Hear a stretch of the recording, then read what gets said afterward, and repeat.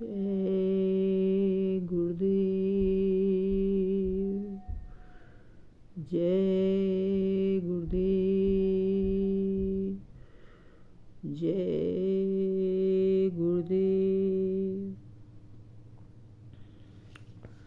आज आपसे गुरु महाराज की उस बात की चर्चा करूंगी जिसे हम परिवार कहते हैं। उस गृहस्थ जीवन की चर्चा करेंगे जिसमें हम सब जी रहे हैं। किसी का जीवन तो बहुत खुशहाल है, तो कहीं जीवन का एक एक पल काटना भी भारी है। ऐसी स्थिति में उस जीव की क्या दशा होगी, कितनी दयनीय स्थिति होगी कि वो चाह कर भी भक्ति मार्ग या भक्ति कर ही नहीं सकता, क्योंकि ऐसी स्थिति में लोग उसकी आस्था पर भी सवाल पैदा करने लगते हैं। उसका हृदय छटपटाता है, गृह त्याग करने की सोचता है, जंगल की ओर भाग जाने की कोशिश करता है, क्योंकि वो गृहस्थ जीवन में रहकर उन कठिनाइयों से जूझते हुए अपने उस परमपिता परमेश्वर को समय नहीं दे पाता। लेकिन हमारे गुरु महाराज कहते हैं कि गृहस्थ जीवन से बढ़कर कोई आश्रम नहीं है जहाँ की ईश्वर को सहजता से प्राप्त किया जा सके। गुरु महाराज कहते हैं, बच्चों, घर बार छोड़कर भागना नहीं है। तुम्हें कभी ईश्वर प्राप्त नहीं होगा अगर आपने गृहस्थ की जिम्मेदारियों को छोड़कर, उनसे मुंह मोड़कर आप भाग खड़े हुए, तो आपको ईश्वर कभी नहीं मिलेगा। उनका यही कहना है कि गृहस्थ आश्रम का निर्वाह करते हुए अपने आप को धीरे धीरे उस ओर मोड़ दो और एक दिन उस परमात्मा को प्राप्त कर लो। 24 घंटे में आप 23 घंटे अपने परिवार को दें, उनका पालन पोषण करें, उनकी जिम्मेदारियां निभाएं। 1 घंटे का समय सिर्फ उस परमपिता परमेश्वर के लिए निकालें जिसने आपको ये जीवन दिया है, और उस नाम की डोर को पकड़कर इस भवसागर से पार उतर जाओ। बस इतनी सी ही होशियारी आपको इस मानव जीवन में रखनी है। अपने परिवार के कर्तव्यों को पूरा करें, पर इन्हें करते करते आपको मरना नहीं है। इसमें आप व्यवस्थापक मत बनो। व्यवस्थापक तो कोई दूसरा ही है। जो गुरु ने नाम दिया है उसकी ही आपको कमाई करनी है। बाकी सब भौतिक कमाई के आज आप मालिक हो, कल दूसरा होगा, परसों तीसरा होगा। इसलिए आप नाम की कमाई ही करो जिसे आप जन्म जन्मांतर तक जिसके आप मालिक रहोगे। इस संसार में माया के कुचक्रों से नाम के सहारे परास्त करते करते आप आगे बढ़ते चले जाओगे। कहीं भी कोई भी अपवित्र चर्चा हो रही हो, वहाँ से आप हट जाइए, क्योंकि अगर आप शामिल हुए तो आपके कान दोषी हो जाएंगे, जबकि आपको नाम भी इन्हीं कानों के द्वारा ही मिला है, उस गुरु के द्वारा। फिर आप उस मार्ग को क्यों दूषित कर रहे हो, क्यों परपंच में पड़ते हो? जिसके लिए आपको गुरु ने एक सच्चा नाम दिया है, उस मार्ग को आप दूषित ना करो, जिसके लिए आप जन्म जन्मांतर से भटक रहे हो उस नाम को पाने के लिए, कि कहीं से वो नाम इन कानों में पड़ जाए जिससे इस जीवन का उद्धार हो सके। वो हरि नाम, वो प्रभु का नाम इन्हीं कानों के द्वारा आपके हृदय में प्रवेश करेगा और यही शब्द की शक्ति है, आपके और हमारे जीवन को समृद्ध बनाएगी। अपने काम, क्रोध और उत्तेजना को कम करिए, क्योंकि जब भी आपकी काम, क्रोध, उत्तेजना बढ़ेगी तो आपके अंदर नकारात्मक शक्ति का प्रवेश होगा और जब नकारात्मक शक्तियाँ आपके शरीर में प्रवेश कर जाएंगी तो ना आप कोई उचित निर्णय ले सकते हो, ना आप सत्मार्ग पे चल सकते हो, ना आप भक्ति कर सकते हो, ना आप अपने कर्मों का सुधार कर सकते हो। इसलिए ऐसी नकारात्मक शक्ति को उत्पन्न ही ना होने दो जिससे कि आपकी सकारात्मक शक्ति क्षीण हो जाए। और जब सकारात्मक शक्ति कमजोर हो जाती है तो ना तो आप भौतिक उन्नति कर सकते हो और ना ही आध्यात्मिक शक्ति। अध्यात्म के मार्ग पे चलने का इतना सरल भी नहीं है रास्ता। ये माया जो है आपको पल पल भ्रमित करेगी, गिराएगी, अपमानित करेगी, पर आपको नाम को उतनी ही मजबूती से पकड़े रहना है जैसे कि डूबते इंसान को एक लकड़ी का सहारा मिल जाता है तो वो उसे मजबूती से पकड़े रहता है। लेकिन ये पकड़ भी तभी मजबूत होगी जब आपको आपके गुरु का आशीर्वाद और सानिध्य प्राप्त होगा। जब तक उनकी दया, उनकी कृपा आप पर नहीं होगी, उसके बगैर कुछ भी संभव नहीं है। और जब किसी मनुष्य पर किसी संत की दृष्टि पड़ जाती है तो साधना का मार्ग खुल जाता है और साधक धीरे धीरे उनके बताए मार्ग पर आगे बढ़ता चला जाता है और संसार से उदासीन होता चला जाता है। संसार की बड़ी से बड़ी वस्तु उसे प्रभावित नहीं कर सकती, उसे विचलित नहीं कर सकती। वो अपने भक्ति मार्ग से उसके अंदर जब भक्ति का प्रवेश होता है तो उसके अंदर अपने आप मौन का समावेश होने लगता है।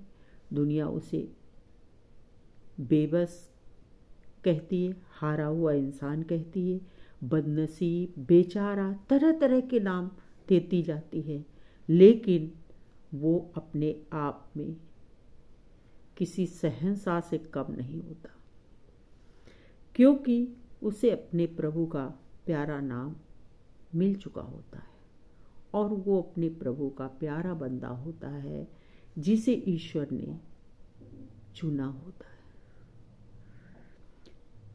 और सबसे बड़ा सच तो यही है कि उसके जीवन का कि वहाँ सुखों की कोई जगह ही नहीं होती, क्योंकि जहाँ जहाँ सुख की आवृत्ति होगी वहाँ ईश्वर से दूरी होगी। क्योंकि जब आपके जीवन में सुख का प्रवेश होता है तो आप उसमें इतना आनंदित हो जाते हो, इतना खो जाते हो कि आपको उस वक्त ईश्वर की याद नहीं आती। और यही सबसे बड़ा कारण है कि आपकी धीरे धीरे उस माया के जाल में जकड़ते जाते हो और ईश्वर से धीरे धीरे आपकी दूरी बढ़ती चली जाती है।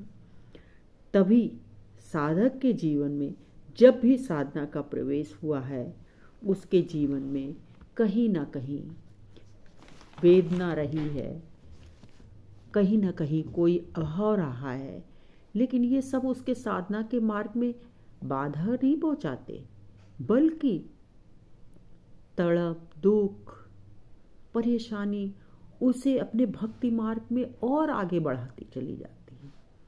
इसलिए गृहस्थ आश्रम में रहकर भक्ति करना कठिन होते हुए भी बहुत सहज है। लेकिन गृहस्थ आश्रम में रहकर साधक को बहुत ही सावधानी रखनी पड़ती है। साधक से अगर कभी कोई कर्म बिगड़ भी जाता है तो उसे स्वीकार करो, कितना भी बड़ा पाप हो उस ईश्वर के सामने उजागर करो। वो सर्वशक्तिमान है, रास्ता दिखाएगा, क्षमा करेगा, फिर से अपनाएगा। हम सब तो उस दर के भिखारी हैं।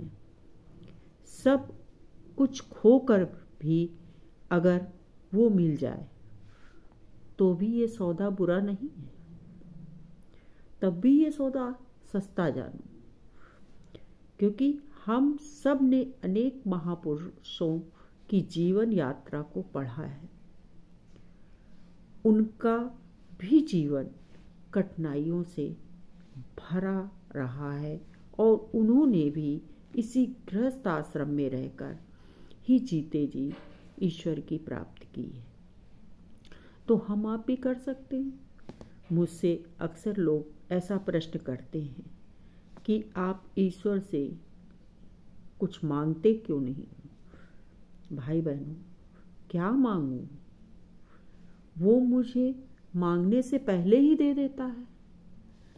मुझे मांगने की जरूरत ही नहीं पड़ती है, क्योंकि जो मेरे हर पल का हिसाब रखता हो उससे क्या मांगे।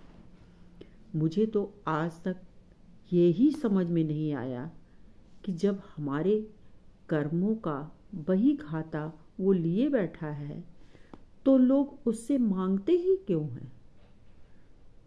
मिलेगा तो वही जो हमने दिया है। जब दिया ही नहीं तो मिलेगा कैसे? हम सब अपने पापों को छिपाते हैं और पुण्य कर्मों का बखान करते हैं। अगर हम कहीं एक छोटा सा भंडारा भी करते हैं तो उसकी पब्लिसिटी के लिए जगह जगह चर्चाएं करते हैं। तो ऐसी स्थिति में अगर जब हमने उस चीज को बखान कर दिया अर्थात बांट दिया तो बचा ही क्या? जब हम बांट देते हैं किसी चीज को तो हमारे पास कुछ शेष नहीं रह जाता। इसलिए भाई, सत्कर्मों को करिए और उसे छिपाइए भी। साधक की ये सबसे बड़ी पूंजी है।